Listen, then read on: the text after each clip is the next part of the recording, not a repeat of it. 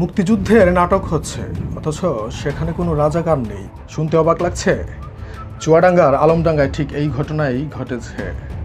ছোট ছোট বাচ্চাদের মঞ্চে রাজাকার চরিত্র অভিনয় করা নিষিদ্ধ করা হলো। কিন্তু কেন? কার নির্দেশে এই সেন্সরশিপ?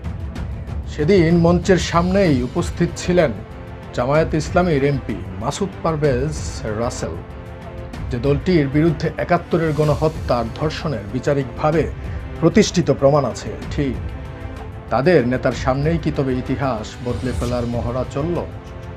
রাজাকার চরিত্র সরিয়ে সেখানে জুড়ে দেওয়া হলো এক বাবা ছেলের আবেগী গল্প। প্রশ্ন হলো, রাজাকার চরিত্র সরালেই কি আয়নায় নিজেদের মুখ দেখার ভয়টা কমে যায়? এটা স্রেফ একটা নাটক বন্ধ হওয়া নয়, এটা হলো ক্ষমতার সেই পুরনো খেলা। ইতিহাসে যাদের নাম লেখা থাকে অন্ধকার পাতায়, তারা যখন ক্ষমতার খুব কাছে থাকে তখন তাদের প্রধান টার্গেটই হয় ইতিহাসকে বিকৃত করে ফেলা। ইতিহাস বিকৃতি।